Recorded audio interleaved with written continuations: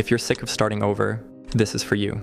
I used to set goals, get hyped, grind for a week, and then quit every single time.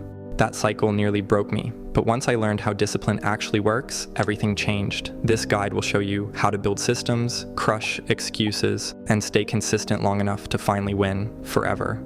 3 years ago, I was the king of productivity shame spirals. I'd wake up every Monday promising myself this would be the week I finally got my life together. I'd download new apps, create elaborate schedules, and commit to waking up at 5 a.m. to meditate, journal, and work out before starting my optimized workday.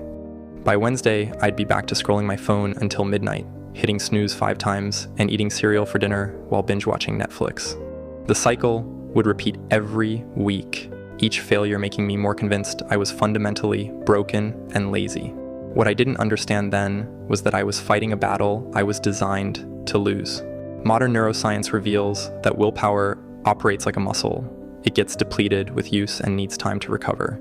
Studies by psychologist Roy Baumeister show that people who rely on willpower for self-control perform progressively worse throughout the day as their mental resources get drained. But here's what's really fascinating. Research from Stanford's Dr. B.J. Fogg demonstrates that the most consistently disciplined people don't actually use more willpower than everyone else. Instead, they've structured their lives to minimize the number of decisions requiring self-control in the first place. This explains why so many motivation strategies fail catastrophically for people who identify as lazy. We're not broken, we're just using the wrong approach. We're trying to outmuscle our brain's natural tendencies instead of working with them. The counterintuitive truth that changed everything for me. Lazy people actually have a massive advantage in building discipline because we're naturally motivated to find the easiest, most efficient way to get results. In just a moment, I'm going to share a 3-part system I used to go from chronic procrastinator to someone people call naturally disciplined. But first, we need to understand why your laziness is actually a superpower in disguise. Think about it. Lazy people hate unnecessary effort. We're allergic to friction and complexity. We want maximum results with minimum input. These aren't character flaws. They're exactly the qualities you need to design sustainable systems that don't depend on daily motivation. My friend, the people who struggle most with discipline are often the ones who think they need to become completely different people to succeed. They try to force themselves into rigid routines that work for someone else's personality, then blame themselves when it doesn't stick. What if instead of fighting your lazy tendencies, you could leverage them to build discipline that feels effortless? That's exactly what I'm about to show you. After years of failed attempts at traditional discipline, I accidentally discovered what actually works for people like us. I call it the L.A.Z.Y method, 4 principles that turn your natural tendencies into disciplinary superpowers. L stands for leverage. Instead of relying on willpower, you leverage external forces like environment design, social pressure, and identity shifts to make good choices easier than bad ones. A stands for automate. Rather than making the same decision repeatedly, you create systems that eliminate choice from as many areas as possible, preserving your mental energy for what matters. Z stands for zone design. Instead of fighting distractions, you deliberately create physical and digital environments that naturally guide you toward your desired behaviors. Y stands for yield to momentum. Rather than forcing consistency through discipline, you start so small that momentum builds naturally, then ride that wave instead of fighting it. Most people's approach to building discipline fails because it requires them to become someone they're not. Here's what it typically looks like. You decide you need more discipline, so you create an ambitious routine involving early mornings, intense workouts, strict diets, and hours of focused work. You rely on motivation and willpower to stick to this schedule, promising yourself you'll just push through the discomfort until it becomes habit. When you inevitably skip a day or break the routine, you interpret this as evidence that you lack discipline rather than recognizing that the system itself was unsustainable. You either quit entirely or double down with even more restrictive rules, creating a cycle of failure and self-blame. Let me tell you, I lived this pattern for years. I'd create elaborate productivity systems with color-coded calendars, detailed tracking spreadsheets, and rigid daily schedules. They worked great for about a week before real life intervened and the whole structure collapsed. The fundamental flaw in this approach is that it treats discipline like a character trait you either have or don't have, rather than a byproduct of well-designed systems that work with your natural psychology? What if building discipline wasn't about becoming more motivated, but about becoming more strategic? This reframe completely changed how I approached personal development. Let me walk you through exactly how to implement each component of the L.A.Z.Y method using your natural tendencies as advantages rather than obstacles. Starting with leverage, you need to set up external forces that make good choices inevitable and bad choices difficult. This means designing consequences and rewards that activate automatically, removing the need for moment-to-moment willpower. For example, instead of relying on motivation to exercise, I scheduled gym sessions with a trainer who charges me whether I show up or not. Instead of trusting myself to eat healthy, I signed up for meal delivery that arrives pre-portioned. Instead of depending on discipline to work on important projects, I scheduled co-working sessions where other people would notice if I didn't show up. The key is to make the friction of doing the right thing lower than the friction of avoiding it. Set up your environment so that following through is the path of least resistance. For automate, you eliminate as many repeated decisions as possible by creating templates, routines, and systems that run on autopilot. This preserves your limited willpower for genuinely important choices. Create decision templates for recurring situations. Meal planning, eat the same breakfast every day. Rotate between 3 lunch options. Plan dinners on Sunday. Work priorities. Always start with the most important task. Check email only at designated times. Use time blocks for different types of work. Evening routine, set out clothes the night before, plug phone in outside bedroom, prepare tomorrow's priorities before finishing work. I automated everything from my morning routine, same breakfast, same workout playlist, same route to work, to my financial decisions, automatic investments, bill payments, savings transfers. This freed up mental energy for creative and strategic thinking. I'm curious about your relationship with routine versus spontaneity. Do you find that having some automated decisions actually gives you more freedom to be spontaneous in other areas? Or do systems feel restrictive to you? Your perspective might help others who are struggling with this balance between structure and flexibility. For zone design, you need to deliberately engineer your physical and digital environments to nudge you toward good choices without requiring conscious effort. Physical environment design. Keep healthy snacks at eye level and junk food in hard-to-reach places. Set up your workspace the night before so you can start immediately. Put your phone charger in another room to avoid mindless scrolling. Place books where you normally watch TV and hide the remote. Digital environment design. Use app timers and website blockers during focus time. Unsubscribe from everything that doesn't actively add value. Set up your computer to open work applications automatically. Use focus modes that only allow essential notifications. The goal is to make your environment do the thinking for you. When good choices are obvious and easy, while bad choices require extra steps, you'll naturally drift toward better behavior. So, I'm about to share the most important insight that transformed my entire approach to discipline, something that completely eliminated the need for motivation in my daily life. But before I do, let's address the final component that makes everything else sustainable. For yield to momentum, you need to start so ridiculously small that failure becomes almost impossible. Then gradually build on those micro successes rather than trying to force major changes through willpower. The key is what Stanford researcher B.J. Fogg calls tiny habits. Behaviors so small they require virtually no motivation to complete. Instead of work out for an hour, start with do 1 push-up. Instead of meditate for 20 minutes, start with take 3 deep breaths. Instead of write 1,000 words, start with write 1 sentence. Instead of clean the whole house, start with make the bed. Once you've completed your tiny habit consistently for a week, you can gradually expand it, but only if it feels easy. The moment expansion requires willpower, you scale back until momentum rebuilds. I started my writing habit with a commitment to write just 1 sentence per day.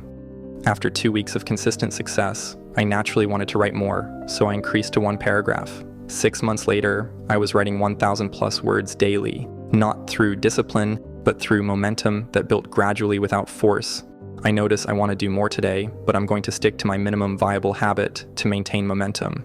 Tomorrow, I'll have another opportunity to exceed expectations. But today, I'm just focusing on the system, not the outcome.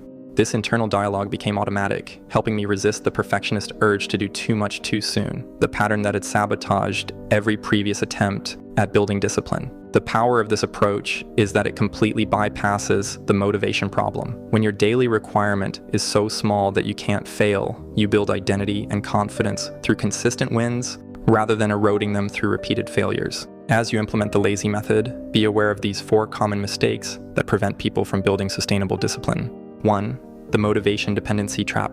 Many people wait to feel motivated before taking action, not realizing that action creates motivation, not the other way around. This keeps them stuck in analysis and planning rather than building actual momentum. I spent years waiting to feel ready to start working out, eat better, or tackle important projects. What I eventually learned was that motivation follows action. You feel motivated after you start, not before.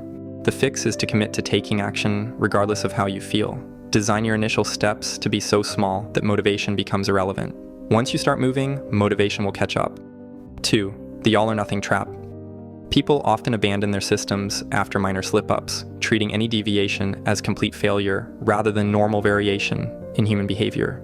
This perfectionist mindset prevents the gradual progress that actually builds discipline. I used to quit entire routines if I missed a single day, believing that consistency meant perfection. This binary thinking kept me stuck in restart cycles rather than building actual momentum. The solution is to plan for imperfection, build flexibility into your systems, and treat slip-ups as data points rather than failures. The goal is progress, not perfection. 3. The complexity trap. Many people create elaborate systems with multiple moving parts, thinking that more complex equals more effective. In reality, complexity increases friction and decreases sustainability, especially for people who naturally prefer simplicity.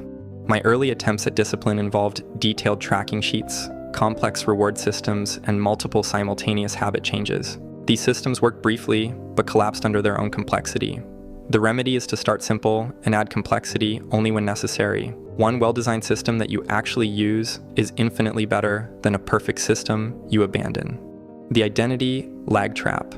People often maintain old identities even while building new behaviors, creating internal conflict that undermines progress. They do disciplined things while still thinking of themselves as undisciplined people.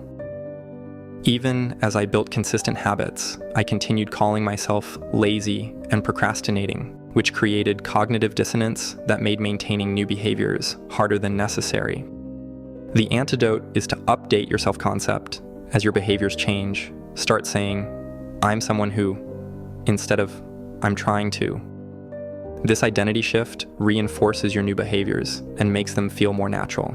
Let me tell you, when you stop trying to force discipline through willpower and start designing systems that work with your natural psychology, when you leverage your laziness to create effortless consistency, you build the kind of sustainable discipline that actually lasts. This isn't about becoming a different person or adopting someone else's rigid routine. It's about understanding your own psychology well enough to design an environment and systems that make good choices automatic. As author James Clear writes, "You do not rise to the level of your goals. You fall to the level of your systems." I challenge you to pick just one area of your life this week and apply one component of the L.A.Z.Y method. Maybe it's leveraging social pressure for a goal you've been avoiding, automating one recurring decision, redesigning one aspect of your environment, or starting one ridiculously small habit. Don't try to overhaul everything at once. Just make one strategic change and see how it feels. I guarantee you'll start to see how discipline is actually about intelligence, not willpower.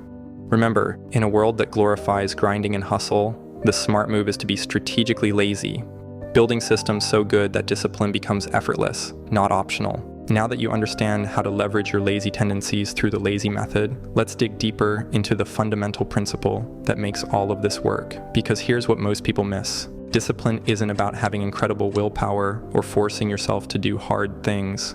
It's about something much simpler and much more powerful. What you're about to discover completely flips the script on how we think about building habits.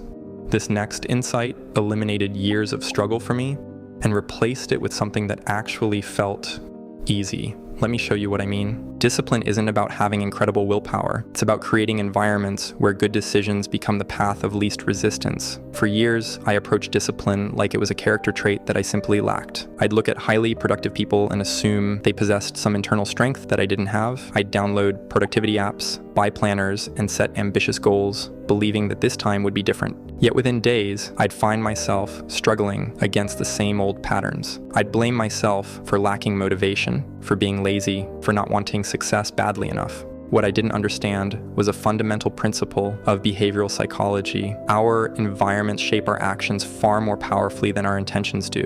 Research shows that willpower isn't an unlimited resource. It's more like a battery that depletes with use. The science of behavior design reveals something startling. People who appear highly disciplined often aren't exercising more willpower than anyone else. They've simply structured their environments so that good decisions require less effort than bad ones. This approach is called making good behaviors easier and bad behaviors harder. It sounds almost too simple, but the evidence overwhelmingly supports this approach. The breakthrough came when I stopped seeing myself as someone who lacks discipline and began identifying as someone who designs environments for success. This wasn't just semantics. It fundamentally changed how I approached every habit I wanted to build. Instead of relying on motivation, I started making tiny environmental adjustments that transformed my daily choices. When your environment works with you instead of against you, discipline becomes almost effortless. I'd love to hear where discipline feels toughest for you, whether it's staying consistent with fitness, staying focused, eating well, or something totally different. Drop it in the comments and let me know what you're working through. It helps me to improve and create content that actually supports you. My friend, the real enemy of discipline isn't laziness. It's the belief that you need to feel motivated before taking action. I'll start when I feel ready.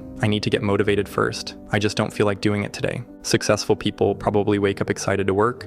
If I were truly passionate about this, it wouldn't feel so hard. I shouldn't have to force myself to do things that matter to me. These thoughts would paralyze me in moments of decision. I'd wait for motivation to strike, believing that was the missing ingredient in my discipline formula. And when motivation didn't come, I'd take it as evidence that perhaps I wasn't pursuing the right goals. In a moment, I'll share a 30-second evening routine that makes it so much easier to follow through on your most important task, even on those mornings when motivation's nowhere to be found. But first, there's a mindset shift you need to hear. It's the foundation that makes the rest actually stick.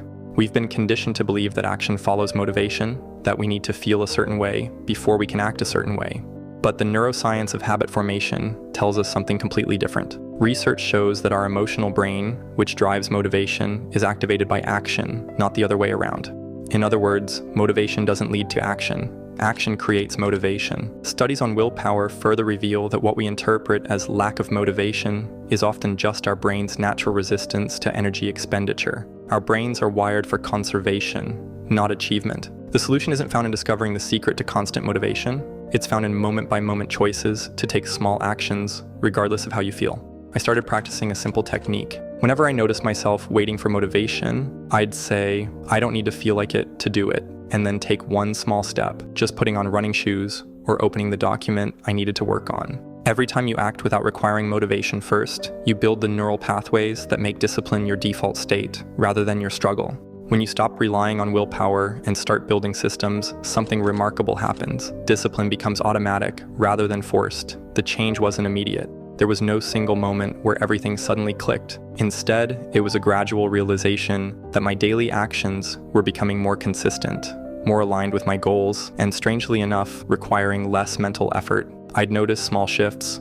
A workout that would have previously required an internal pep talk became just what I did at 6 a.m. A distraction-free writing session wasn't a victory of concentration, but simply what happened when my phone was in another room and my browser extensions blocked social media. I discovered what psychologists call automaticity, that state where behaviors require minimal conscious effort.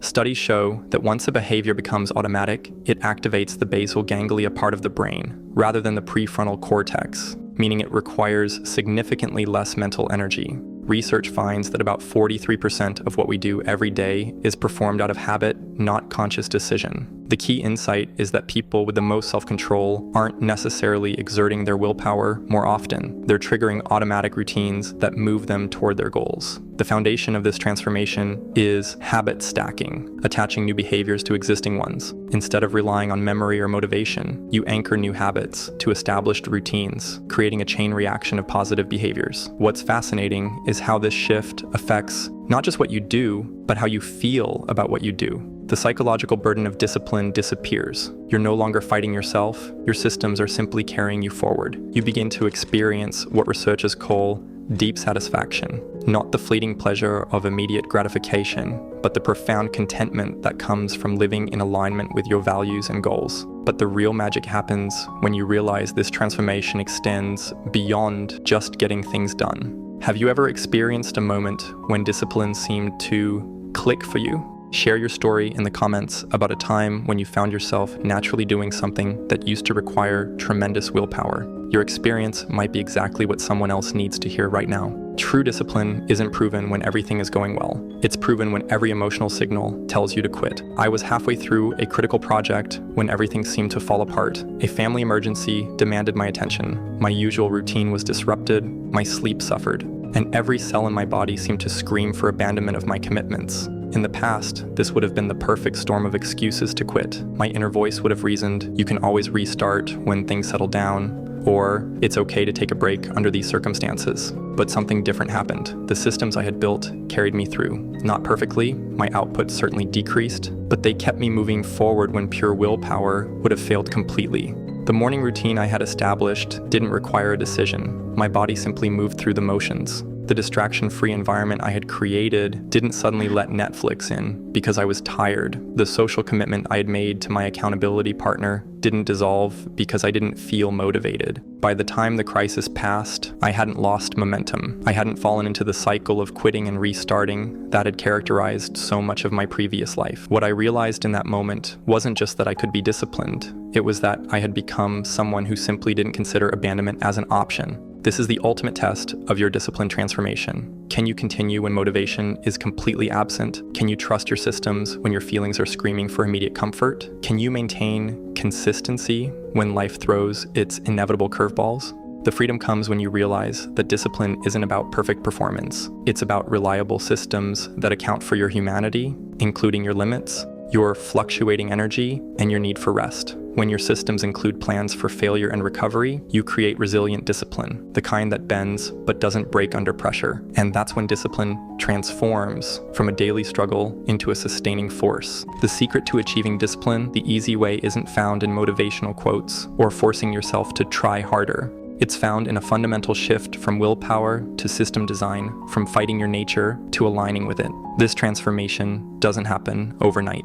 There were still plenty of moments when I'd slip back into old patterns, when I'd try to muscle through with willpower, or when I'd wait for motivation that never came. But with practice, those moments became less frequent and less damaging. Today, I move through my priorities with a sense of ease I once thought impossible. Not because I've mastered the art of forcing myself to do hard things, but because I've designed my life so the right things are often the easiest things to do. I no longer pride myself on pushing through resistance. I focus on eliminating resistance before it arises. I don't rely on decision-making in crucial moments.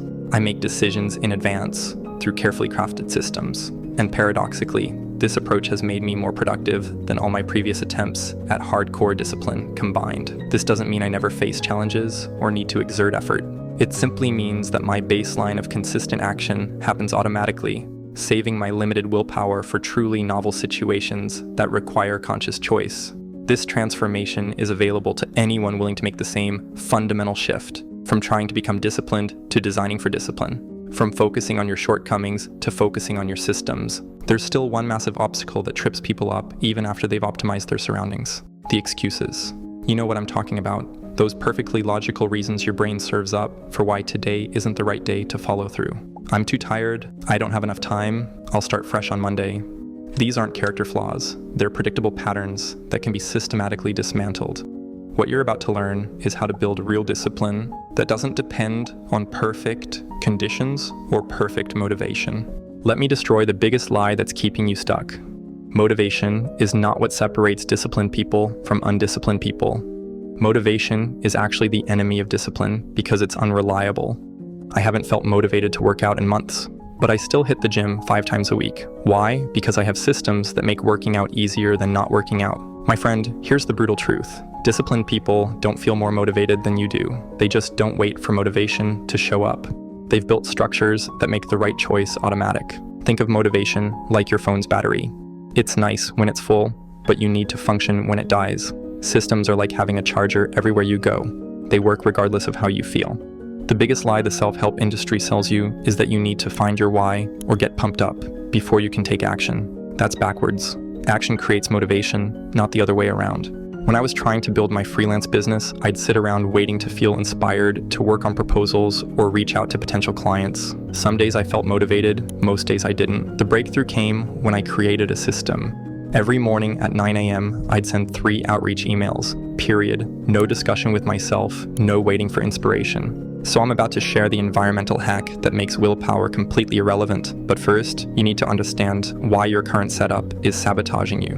Most people fail at discipline because they're fighting their environment instead of designing it. You're trying to rely on willpower while surrounded by distractions, temptations, and obstacles. Here's how to flip that script. Ask yourself what friction exists in your current setup that makes it harder to be disciplined than to be lazy. Is it the apps on your phone, the junk food in your kitchen, the Netflix autoplay feature? Your environment should be designed so that the path of least resistance leads to your goals, not away from them. Let me tell you, when I was trying to be more consistent with my work, I removed social media apps from my phone and put my laptop in my bedroom instead of the living room where the TV was. Now, if I wanted to procrastinate, I had to make conscious decisions and take extra steps. Most of the time, it was easier just to keep working. This isn't about perfection, it's about engineering small advantages that compound over time. Make good choices convenient and bad choices inconvenient. Here's something most productivity content won't tell you. 80% of your results come from 20% of your habits. This means you don't need to optimize everything. You need to identify the few habits that create the biggest impact. I spent months trying to perfect elaborate morning routines with meditation, journaling, cold showers, and complex breakfast recipes. I was exhausted before 10 a.m. and burned out within weeks. Then I simplified. Consistent sleep schedule, 20-minute walk, and tackle the hardest task first. 3 habits that changed everything. The magic happens when you identify your keystone habits, the ones that naturally trigger other positive behaviors. For me, going to bed at the same time each night automatically improved my energy, mood, and decision-making the next day.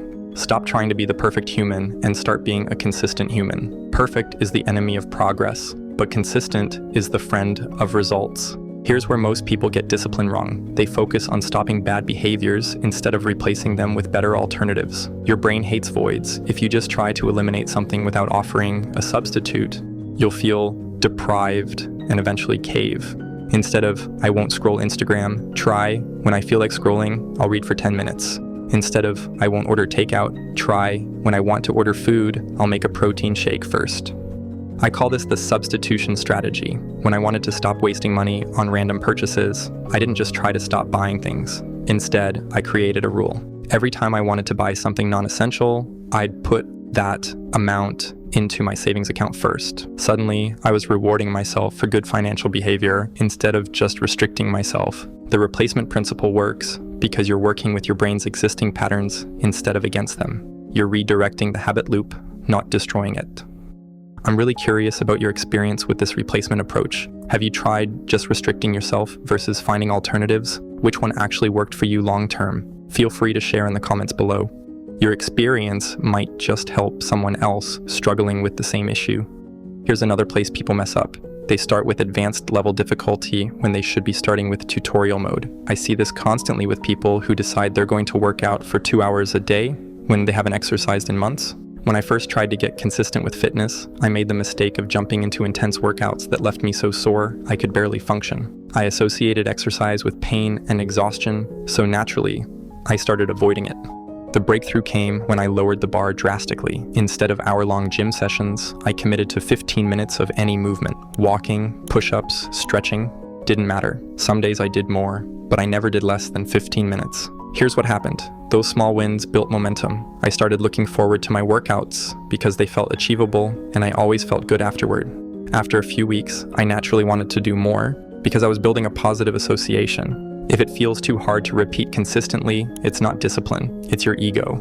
Here's a secret that changed my life. The most disciplined people make fewer decisions, not more. They automate as many choices as possible so they can save their mental energy for what matters. My friend, let me tell you, every Sunday, I spend an hour planning my entire week. I map out my work priorities, schedule my gym time, plan my meals, and block time for important tasks. This might sound rigid, but it's actually liberating.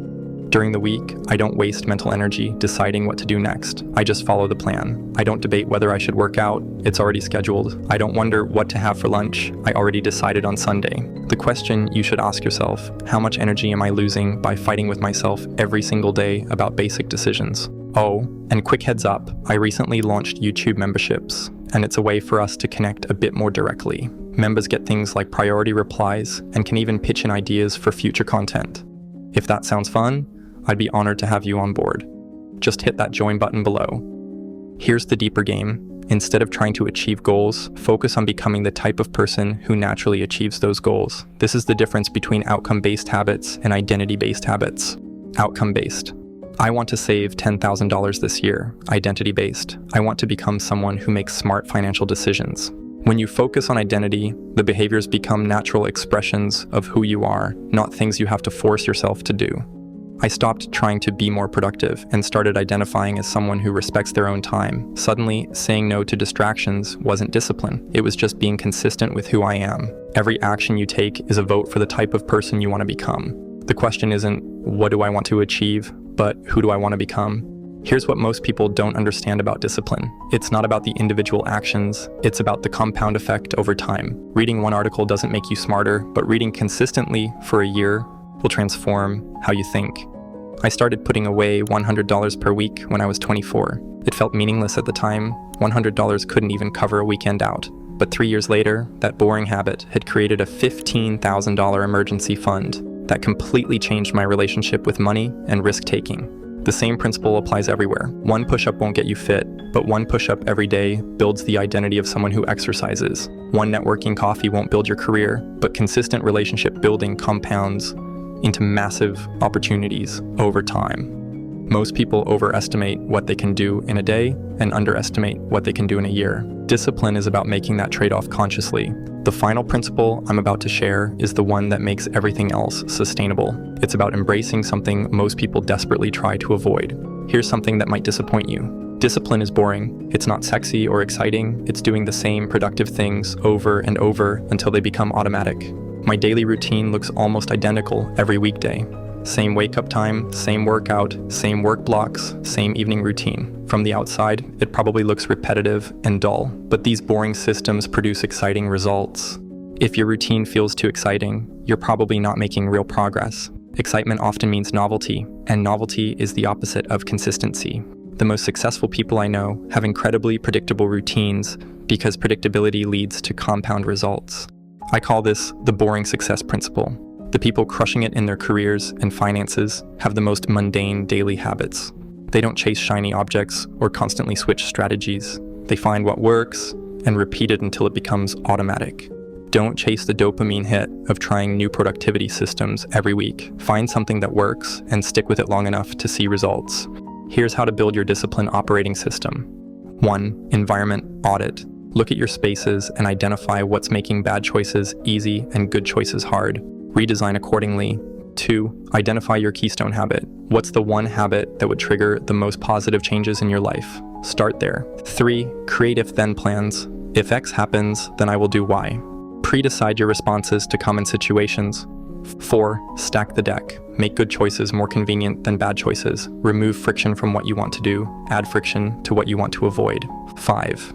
Start embarrassingly small. What's the smallest version of the habit that you could do even on your worst day? 6. Track leading indicators.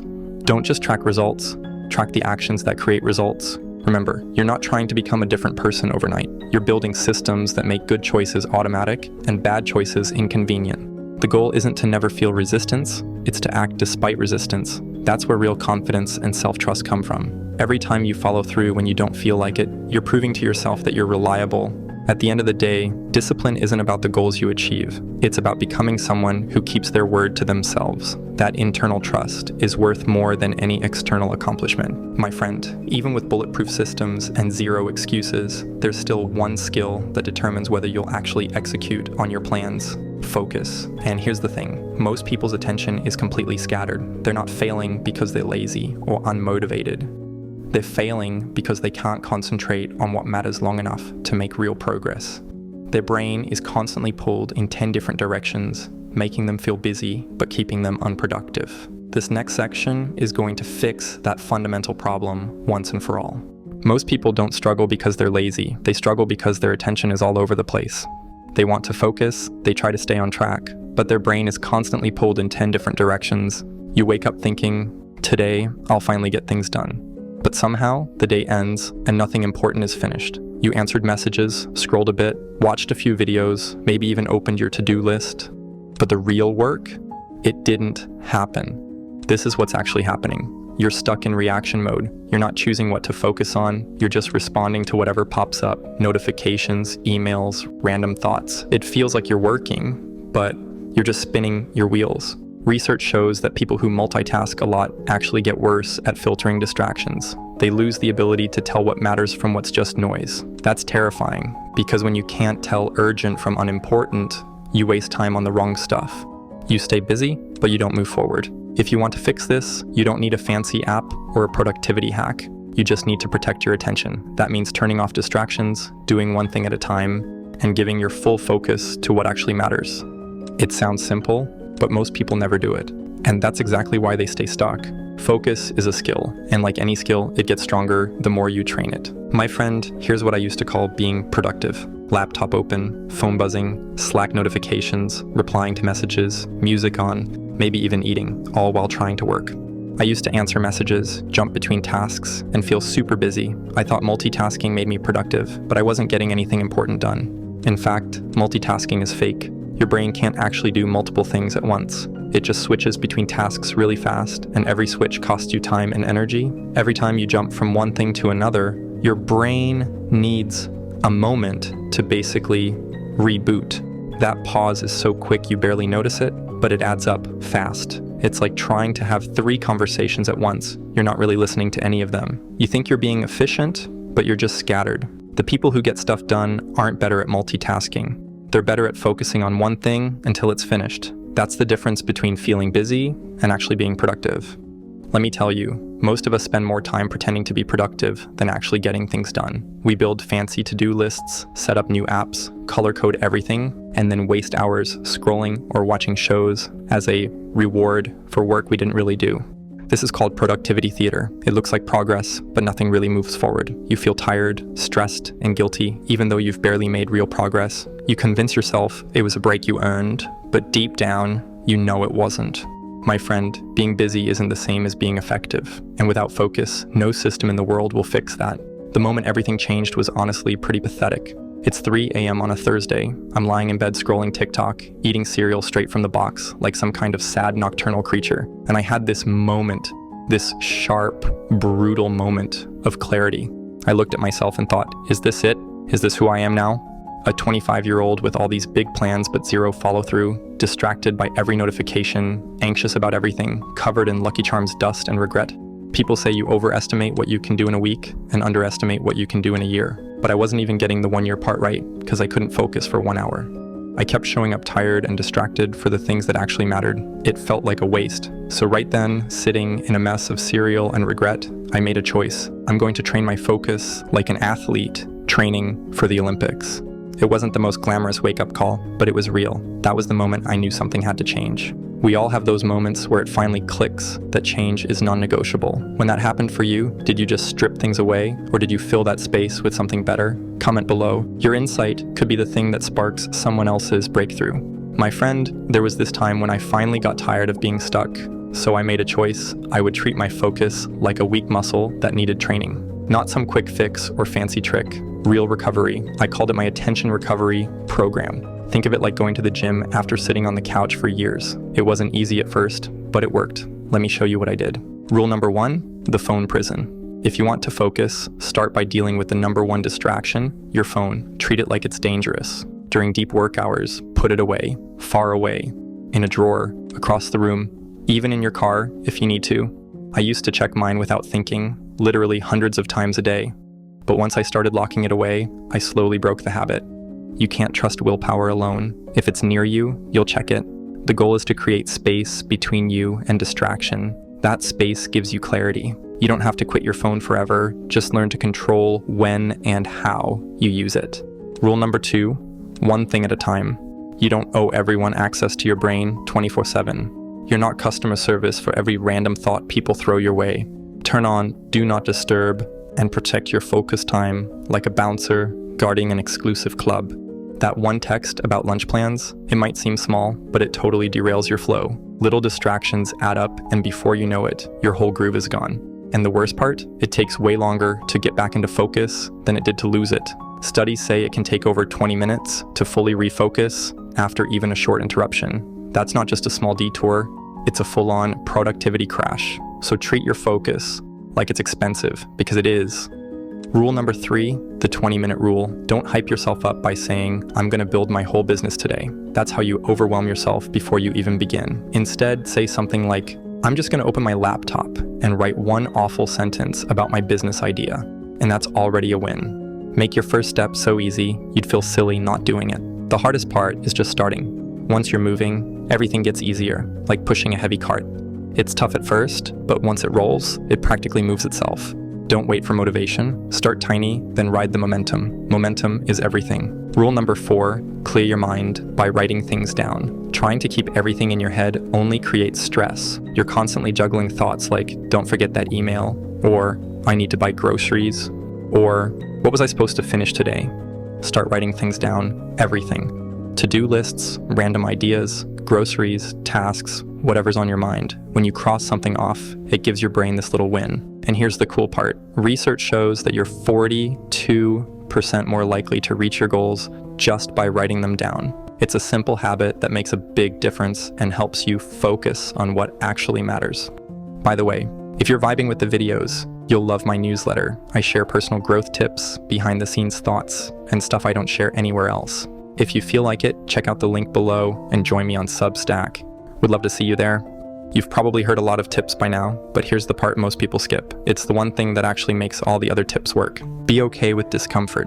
That feeling of boredom, restlessness, or frustration. Most of us try to escape it right away. We grab our phones, open social media, check messages. We've trained ourselves to avoid even a few quiet moments. But real focus begins right there, in the uncomfortable moments you usually run from. Most people think, if this feels hard, I must be doing something wrong. But that's not true. Feeling uncomfortable doesn't mean you're failing. It means you're growing. Just like how your muscles feel sore after a workout, it's a sign of progress. And yes, it's going to feel strange at first. You'll want to give up. You'll search for something, anything, to escape. You might tell yourself you need to check something important, or that you're too tired today. But if you can just sit with that feeling a bit longer than usual, that's when real change starts. In fact, studies show that people who can handle boredom longer are better at focusing and solving difficult problems. That uncomfortable feeling, it's your brain learning how to push through. And yes, you'll mess up sometimes. That's normal. What is that you keep trying, keep showing up, keep practicing. Because on the other side of that discomfort is the version of you who doesn't just plan things, he actually finishes them, who can sit still, focus, and feel in control again. This isn't about waking up at 4 a.m. or becoming perfect. It's about being honest with yourself. What if you actually finished what you started? Imagine being someone who follows through, not just for others, but for yourself. Someone who doesn't just plan, but does. That person isn't far away. What would your life look like if you actually finished the stuff you started? Imagine being the kind of person who follows through, not just for others, but for yourself. Someone who doesn't just plan things, but does them. That version of you isn't far away. You don't need expensive courses or magic systems. Just treat your focus like a muscle that gets stronger with practice. It won't be easy at first. It won't happen overnight. But the more you work at it, the stronger it gets. One day, you'll sit down to work and actually work. No distractions pulling you everywhere. People will notice the change. They'll ask what happened. Your answer will be simple. You stopped being scattered and started being intentional. The difference between who you are now and who you could be isn't some huge gap. It's just consistency. It's choosing to focus again and again until it becomes natural. You already have everything you need. You just need to use it. This is where things start to change. This next part is the glue that holds everything together. The next part is what really makes all of this stick. It's the shift that turns focus into something sustainable. It's about leaning into something most people spend their whole lives trying to avoid. Here's your task, coming from someone who went from totally scattered to fully focused. Step 1, right now, seriously, right now, put your phone in another room. Not in your pocket, not face down on the desk, out of sight. Your brain needs to get the message. We're done playing games. Every buzz and ding is pulling your attention like a magnet, and it's time to break that grip. Step 2, drink some water. Not because you're thirsty, but because chances are you're running on caffeine, stress, and vibes. Your body and brain work better when they're actually hydrated. One glass won't change your life, but it's a start, and starts matter. Step 3. Pick one thing from your to-do list. Just one. You know which one? It's been sitting there staring at you like that old leftover sandwich in the back of the fridge, the one you keep avoiding.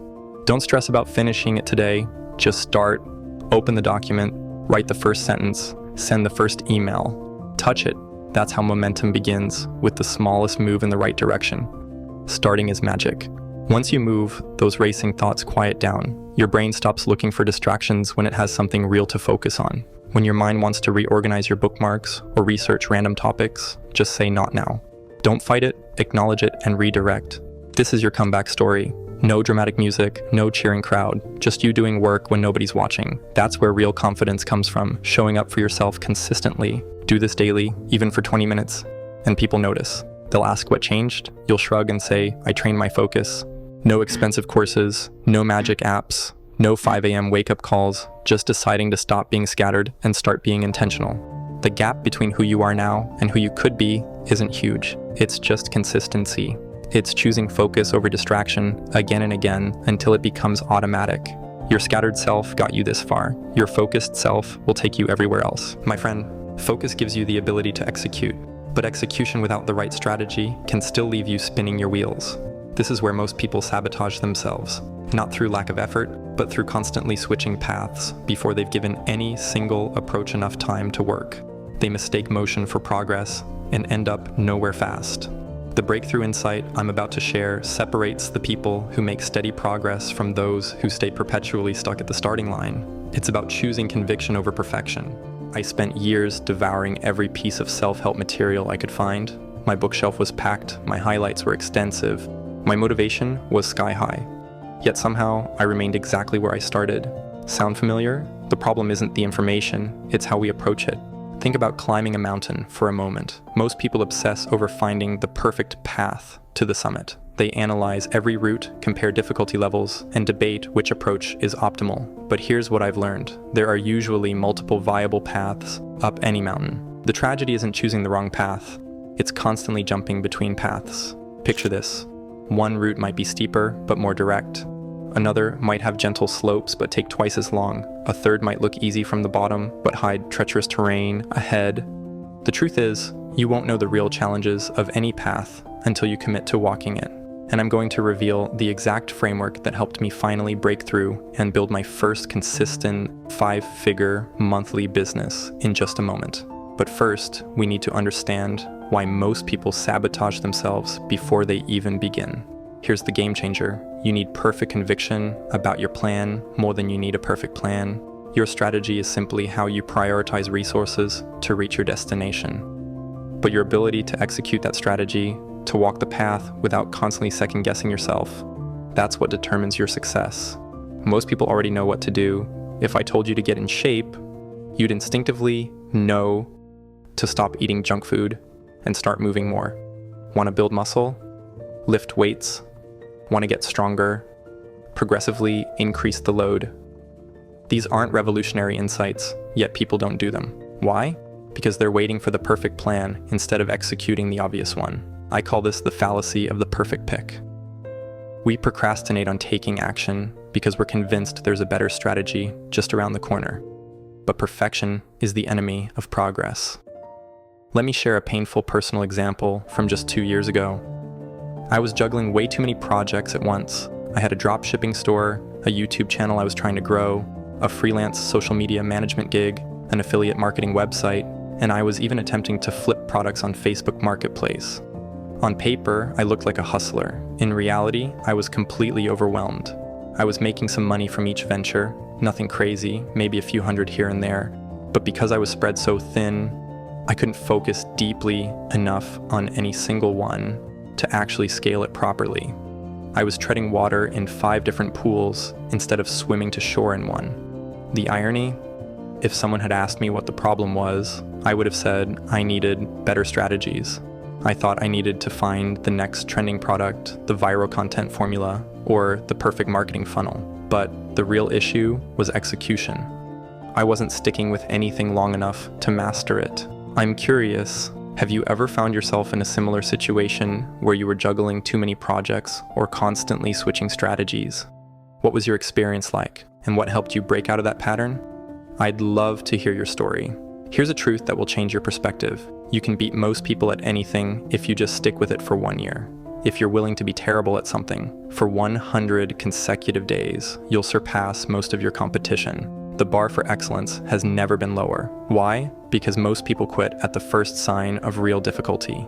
They've never experienced genuine struggle, so when they hit an obstacle, they interpret it as a sign to change course rather than push through. And I'm about to share the 3-pillar system that separates successful executors from eternal strugglers. But before that, you need to understand why the hardest part isn't what you think it is. My friend, the most challenging part of any journey isn't the work itself. It's navigating the unknown. When you reach level 4 of your metaphorical video game and encounter a boss you've never faced before, that's where most people reset to level 1 with a different character. But here's the secret: the confusion, the uncertainty, the feeling of being lost. That's not a bug in the system, it's a feature. That discomfort is your brain adapting, growing, creating new neural pathways. The people who push through this phase while others retreat are the ones who ultimately succeed. Most strategies do work. Business isn't about finding one secret formula. There are multiple ways to win. But if your execution is weak, it's like trying to cut with a dull knife. You'll never get the results you want, regardless of which technique you use. When I analyzed why some people execute flawlessly while others struggle, I identified 3 critical elements: culture, talent, and training. Let me break each one down. Pillar 1, culture. The rules of your game. Culture isn't just a buzzword, it's the rules of reinforcement in your environment. It's what gets rewarded and what gets punished. In society, we learn to hold doors for others because it's rewarded with appreciation. We avoid cutting people off in traffic because it's punished with honesty and frustration. Your personal or business culture operates the same way. If you don't reward the behaviors you want to see more of, people learn those behaviors don't matter. If you tolerate behaviors you don't want, like showing up late or delivering mediocre work, you're teaching everyone that those standards are acceptable. The way you reinforce culture comes down to 2 things: who you allow in your circle and what behaviors you address versus ignore. Every time you let something slide that bothers you, you're setting a new standard. I use a simple framework called start, stop, keep. What do I want you to start doing that you're not doing? What do I want you to stop doing that you are doing? What should you keep doing that I want to reinforce? This clarity eliminates confusion and accelerates improvement. Pillar 2, talent, investing in game changers. Most people don't set a high enough bar for who should be in their life or business. This was my mistake for years, and the moment I raised my standards for people, everything changed. Here's a practical insight I learned the hard way. The difference between working with someone who's just okay at their job and someone who's genuinely good might cost you a bit more upfront, but the results are exponentially better. When I finally started being pickier about who I collaborated with, whether it was freelancers, business partners, or even just the people I took advice from, everything started clicking. When I'm evaluating people now, I ask about their side projects and what they do for fun. If someone wants to help me with content creation, I want to know if they spend their free time making TikToks or watching YouTube tutorials about editing. If they're into e-commerce, do they browse Shopify blogs and test different marketing strategies in their spare time? The question I love asking is, what are you obsessed with? If their obsession doesn't align with what I need them to do, they'll always be mentally somewhere else. But if their passion matches their role, they'll see feedback as a gift, not criticism. Pillar 3, training, turning potential into performance. Even with great culture and talented people, you need systems to bridge the gap between potential and actual performance. The higher up someone is in an organization, the more you hire for proven results. The lower their position, the more you hire for potential and work ethic.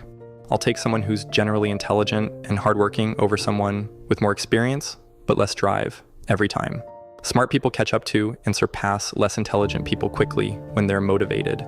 But here's where most learning fails. It's too vague. I once joined a mastermind group where we spent hours talking about mindset and consistency.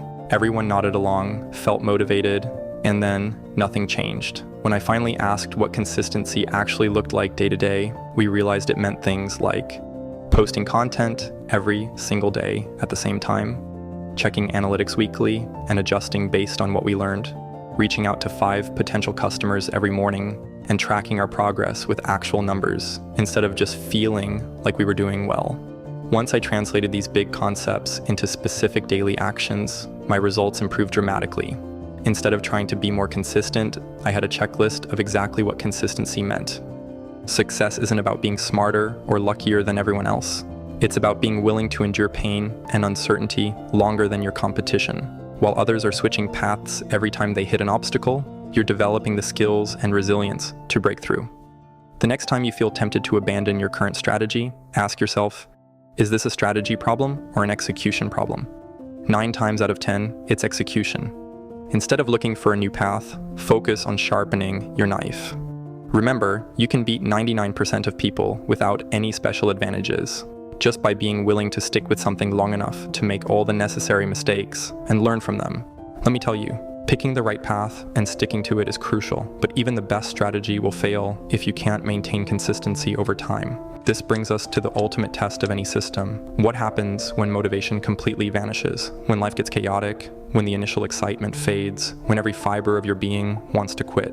This is where most people's discipline crumbles. But what if it didn't have to?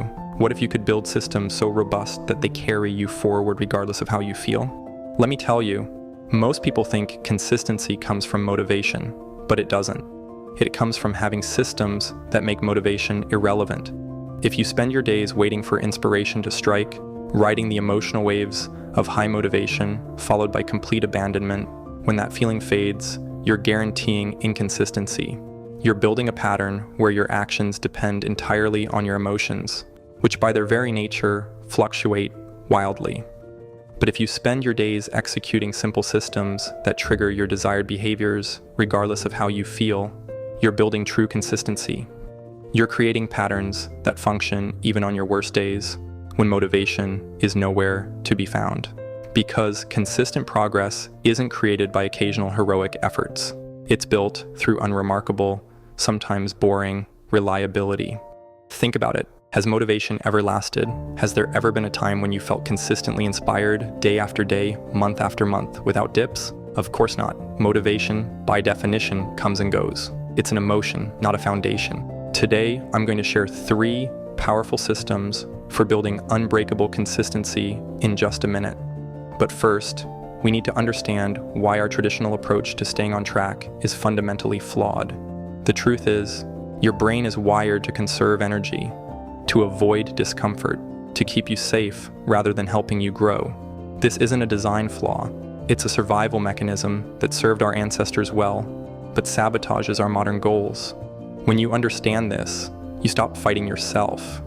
You stop wondering what's wrong with you when motivation inevitably fades. Instead, you start creating systems that work with your psychology rather than against it. And the biggest mistake people make when trying to stay consistent, believing that someday it will get easier, that eventually they'll transform into someone who naturally wants to do the hard things consistently, waiting for their real life to begin once they've mastered consistency, waiting until they feel ready, waiting for the resistance to disappear before fully committing. But here's what most people miss. Resistance never disappears. Not for anyone, not even for the most accomplished, consistent performers in the world.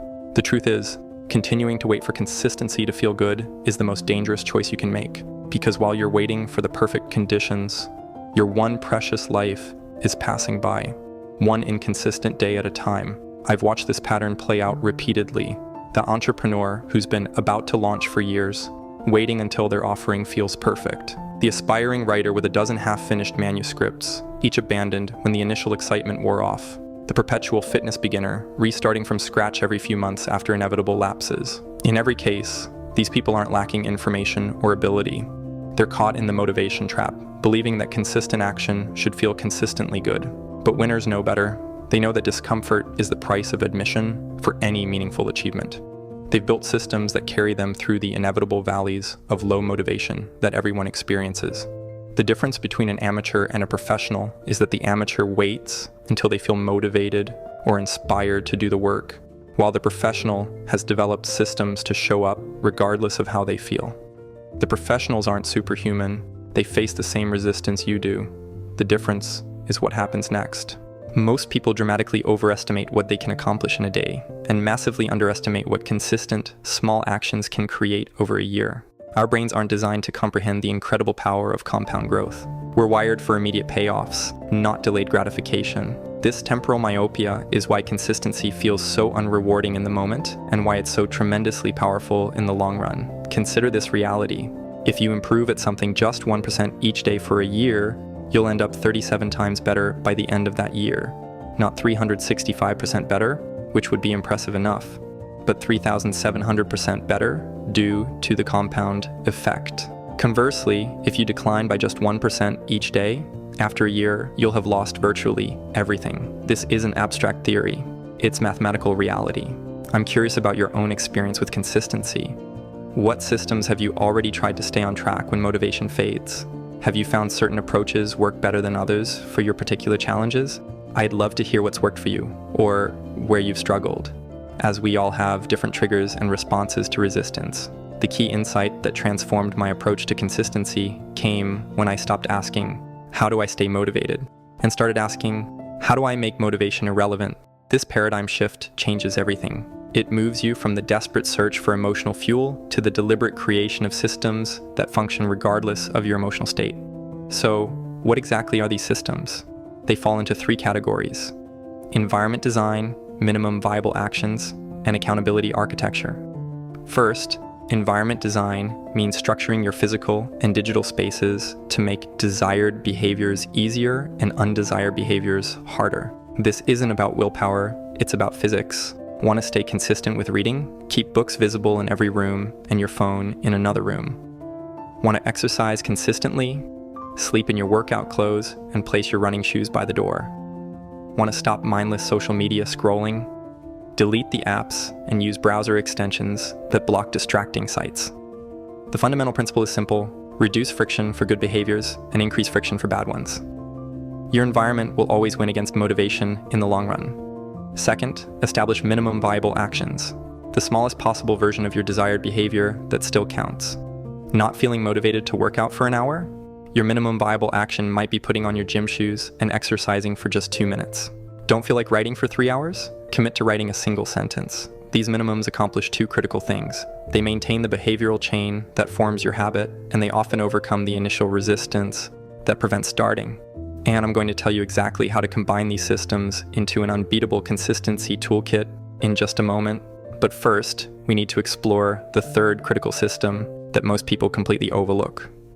The 3rd system is accountability architecture, external structures that keep you consistent when internal motivation fails. This includes commitment devices like financial stakes, accountability partners, coaches, or public commitments. The most consistent people design their lives so that failing to show up has immediate consequences, not just distant ones. They make inconsistency more painful than the discomfort of showing up. For me, this meant paying a coach $500 per month, not primarily for their expertise, but for the painful financial consequence of wasting that investment if I didn't follow through. It meant scheduling sessions with accountability partners where my absence would inconvenience someone else, not just me. When properly designed, these systems create a consistency floor, a level below which you simply cannot fall, regardless of how unmotivated you feel. So, what's it going to be? Will you continue basing your consistency on the shifting sands of motivation? Will you keep waiting to feel like it before taking action on what matters most? Will you stay trapped in the cycle of enthusiasm, followed by abandonment that's defined your efforts until now? Because if you don't build systems that function when motivation fails, nothing will change. Your most important goals will remain perpetually out of reach. Your potential will remain exactly that. Potential never transformed into reality. And 5 years from now, you'll either be the person who built systems that delivered consistent progress regardless of how you felt, or the person who's still waiting to feel ready enough, motivated enough, inspired enough to create the life you want. My friend, I faced this exact decision point after my 9th failed attempt at building a consistent writing practice. I finally realized that no amount of motivational videos, inspirational quotes, or productivity hacks was going to solve my fundamental problem. I was relying on how I felt rather than on what I did. The systems approach didn't just change my output, it changed my identity. I transformed from someone who tried to write when inspired to someone who writes every day, regardless of inspiration. The result wasn't just a completed book, it was becoming a different kind of person. This shift from motivation dependence to systems reliance is available to you right now, not someday. Not when you feel more disciplined. Today. If you're thinking, this makes sense conceptually, but how do I actually implement these systems in my life? Start here. First, identify your consistency trigger. This is the specific point where you typically abandon your efforts. Is it when the initial excitement fades, when you face your first setback, when results don't come as quickly as expected, when competing priorities emerge? Be brutally honest about your particular pattern. You can't solve a problem you haven't precisely identified. For me, it was the dip that comes around day 10 to 14 of any new habit. I'd start strong, but as soon as the novelty wore off and the effort started feeling like work rather than play, I'd find reasons to skip just this once, which quickly became permanently. Once you've identified your consistency trigger, design a specific system to address it. For example, if your trigger is competing priorities, your system might include blocking time in your calendar that automatically repeats and triggers notifications. If your trigger is loss of initial excitement, your system might include an accountability partner specifically assigned to check in during weeks 2 through 4. Second, implement the 2-minute rule. Any new habit or consistent behavior should take less than 2 minutes to initiate. This isn't about the total time commitment, it's about the activation energy required to start. Want to read consistently? Your habit isn't read for 30 minutes, it's open my book. Want to exercise consistently? Your habit isn't complete a workout, it's put on my gym shoes. The rest often follows naturally, but even if it doesn't, you've maintained the behavioral chain. Third, create immediate consequences for inconsistency. Our brains respond much more strongly to immediate outcomes than to distant ones. When the long-term cost of inconsistency, like not achieving your goals, is invisible and the short-term benefit of avoidance, like comfort, is immediate, your brain will choose comfort every time. The solution? Make inconsistency uncomfortable right now. Apps like Sticky.com let you put money at stake that goes to a cause you hate if you don't follow through. Commitment contracts with friends can involve embarrassing social consequences for missed commitments. The specifics matter less than the timing. The consequence needs to be immediate, not eventual. Think about what consequence would actually stop you from skipping your most important habit. What would be painful enough to make you follow through even on your worst days? Last but not least, track your consistency visibly. The simple act of not breaking the chain on a calendar creates a powerful psychological momentum. When you can visually see your streak of consistent action, you become much less likely to break it. In my office, I have a large wall calendar where I mark each day I've completed my most important habit. That visual record creates a commitment to consistency that transcends how I feel on any given day. Because consistency isn't about intensity, it's about never stopping. The ultimate level of consistency comes when you no longer need external systems to stay on track, when consistency becomes part of your identity. This transformation happens gradually as your systems create a track record of reliability that you internalize. Eventually, the question shifts from, do I feel like doing this today? To what kind of person am I? When consistency becomes identity, staying on track when motivation dies becomes automatic. Not because it's suddenly easy, it never becomes easy, but because abandoning your commitments would create intolerable cognitive dissonance. My friend, this is how winners stay consistent, not through superhuman discipline or endless motivation, but by building systems that become identity. The beautiful paradox is that while motivation-based action feels good but produces inconsistent results, systems-based action often feels neutral or even uncomfortable, but produces extraordinary outcomes over time. And those outcomes, the compound effect of showing up day after day after day, are what separate the achievers from the dreamers. Let me tell you, systems that function without motivation are the foundation, but there's one final piece that transforms everything from theory into lasting change: time-bound commitment. Most people approach habit change like a casual experiment, giving themselves unlimited chances to restart and reset. But real transformation happens when you draw a line in the sand and commit to showing up for a specific period, no matter what. The next 21 days aren't just about building one habit. They're about proving to yourself that you're someone who keeps their word. Most people think they have a motivation problem. They don't. What they have is a momentum problem. It starts the same way every time. You get inspired, you feel ready, you take action for a day or two. maybe even a full week. But then it fades. The novelty wears off. The results don't show up as fast as you hoped. You get bored or tired or distracted, so you skip a day, then two, and just like that, you're back at square one. The worst part? The guilt, that sinking feeling in your chest that says, you did it again, you couldn't stick with it. This is the loop that traps millions every year. First, you get motivated, so you take action, but then boredom creeps in, you quit, and what's left? Guilt. And the more times you repeat it, the more it becomes who you think you are. But here's what no one tells you. The loop isn't your fault, it's how your brain is wired. You see, motivation is powered by dopamine, your brain's reward chemical. It spikes when things are exciting or new. But when repetition kicks in, dopamine drops. Your brain says, this isn't fun anymore, and urges you to chase something else that is. That's why people bounce between habits, ideas, and goals, chasing the high instead of building the foundation. But what if you didn't rely on motivation at all? What if there was a way to build habits that actually stick even when you don't feel like it? That's what the 21-day rule is for. It rewires your loop, from random sparks of action to reliable, unstoppable consistency. And in just a second, I'll show you how it works and why it changed everything for me. It's not intensity, it's frequency that builds your future. We've been sold this lie that big change requires big effort. But the truth, it's not the people who go the hardest that win, it's the people who stay consistent, even if it's small, especially when it's small.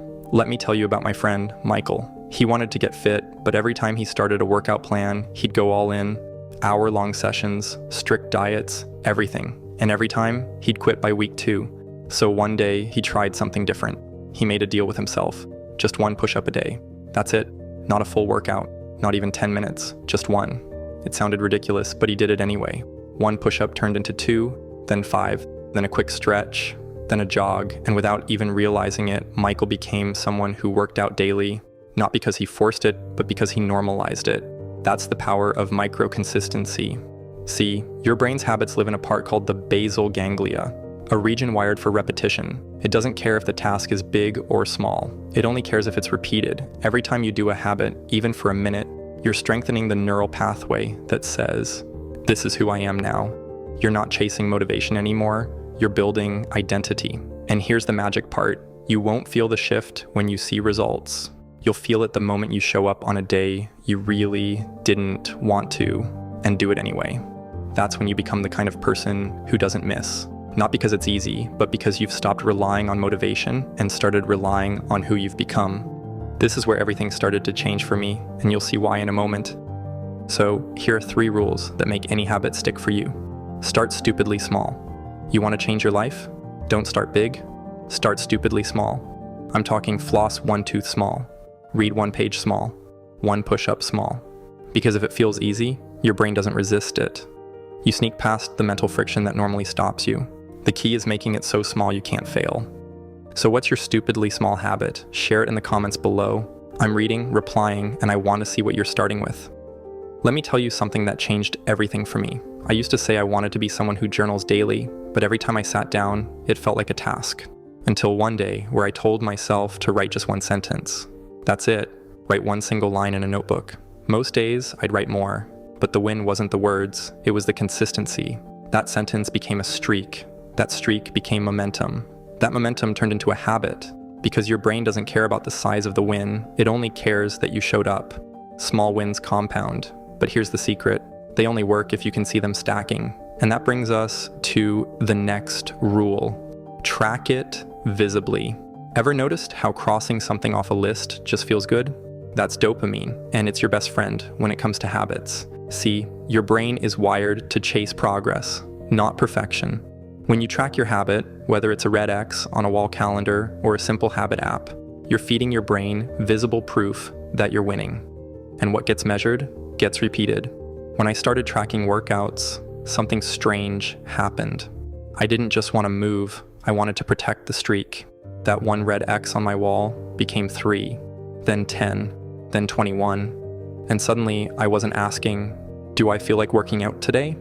I was saying, no way, I'm breaking this chain. Because progress isn't always visible in the mirror or the scale. But when you track it, your brain says, you're doing something right. Let's keep going. But that only works if you commit to this third part. And let me tell you, this is the one that separates the dabblers from the transformers. It is identity over outcome. Anyone can chase results, but if you want habits to stick for life, you don't just do them, you become them. That's the shift. From I want to read to I'm a reader. From I should write to I'm a writer. From I'm trying to eat healthy to I don't miss meals, I fuel my body. When your actions align with your identity, the decision is already made. Let me tell you why this matters. A few months ago, I had a brutal week. Zero motivation, long hours, no energy, but I still wrote. Why? Because I wasn't writing for results. I was writing because that's who I am now. I wasn't negotiating with the old me anymore. Your identity is your internal compass. Once it shifts, your standards shift with it. Suddenly, missing a day doesn't feel neutral. It feels off. And when that happens, you don't need motivation anymore. You just need to return to who you are. So let me ask you this. What's one identity you're ready to adopt? One version of you that's just waiting for proof? Because what I'll show you next, that's how you lock it in for good. And once it clicks, everything else starts to run on autopilot. I honestly didn't think 21 days of sticking to a thing would change much, but I was eager to find out. So I picked one habit: wake up at 6 a.m. and move my body, even if it was just stretching or walking. No exceptions, no resets, just 21 days. The first 3 days were easy. I felt motivated, optimistic, even proud. But by day 6, that motivation, gone. It turned into friction. I started bargaining with myself. You deserve rest. It's just one day. You can start over tomorrow. Day 7 was a war. Not with my alarm clock, with myself. But that's when something clicked. I stopped negotiating. I stopped making it optional. I started waking up because I said I would.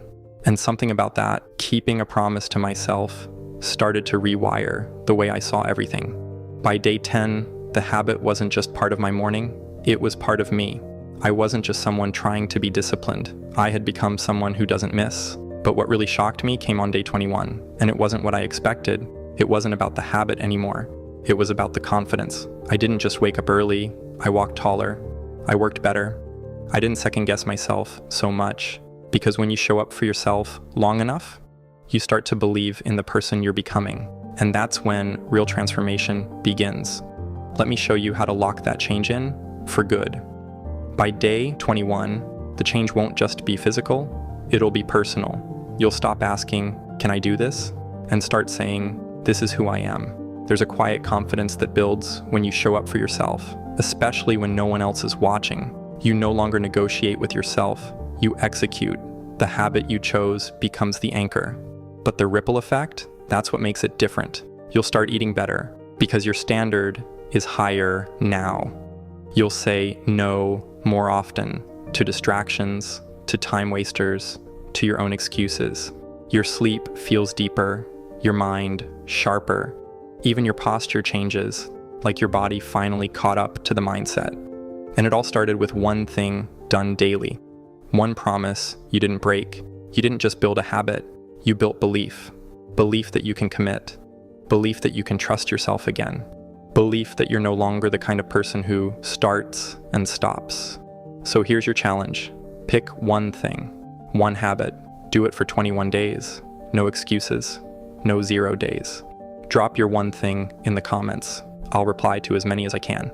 And more importantly, come back on day 1, then day 10, then day 21, because I promise this video won't sound the same. My friend, you now have the blueprint that separates the achievers from the dreamers. Not through grinding harder, but through designing smarter. The person you were when you started this video, the one fighting themselves every day, doesn't have to be who you are tomorrow. Every system, every insight, every strategy we've covered works, but knowledge without action is just entertainment. The gap between knowing and becoming isn't information, it's implementation. The choice to stay stuck or break free happens right now, in this moment. If you found this video helpful, this next video right here will take you even further. Your choice, your life. Start now.